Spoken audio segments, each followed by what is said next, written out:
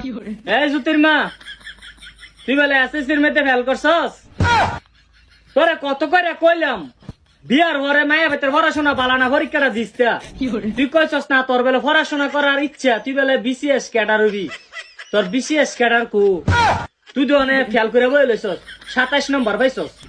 ও মাইয়া গাও ফেল করছি ডাল লাগা করে খেজি দিয়াল নাকবা অকর সিয়াল হইয়া নাকবা। ফেল কি সবাই করতে পারে নাকি? ফেল করছি স্যার ইচ্ছা করে ফেল করছে, 27 নম্বর পাইছি। 2 মিনিট না বেড়ি না নাম্বার মোটামুটি কম পাইছি না। গোলামের ঘরে গোলাম স্যারের ঘরে স্যার এই ইচ্ছা করে আমার ফেলটা দিছে। আর ফেল করলে করছি, সারা জীবনে লাগে ফেল করে লাইছি নাকি? কাম লাগলে আগামীতে আবার পরীক্ষা দিয়াম, ফার্স্ট না করলে আবার দিয়াম। পরীক্ষা কি দেওয়া বন্ধ যাবো নাকি? একবার না পারো দেখো শতবার। এলো তোর সেটা তো দিয়াম নি, ফেল তো ফেল হই, এটা 5 নম্বরের লেগে হোক 100 নম্বরের লেগে হোক।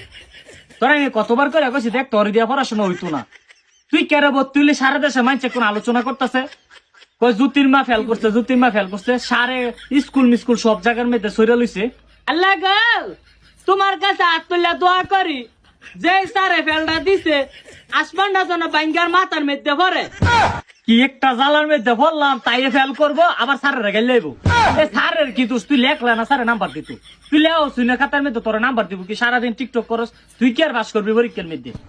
আজকে তো তোর পড়াশোনা বন্ধ, মান সম্মান আর লইলো না। না আমি পড়াশোনা কইরাম, কাম লাগলে জামাই বাদ দিলামু, তারপরে পড়াশোনা বাদ দিতে পারতাম না। আমার পড়াশোনা করতে হইব। আমি ম্যাজিস্ট্রেট হমু, আমি পাইলট হমু, আমি বিমান হইয়াম, আমি হসপিটাল হইয়াম। আমার অনেক স্বপ্ন, আমি পড়াশোনা কইরাম। ওই কাম লাগলে জামাইটা বাদ দিও না, লবে না তারপরে পড়াশোনা বন্ধ করুন যেত না।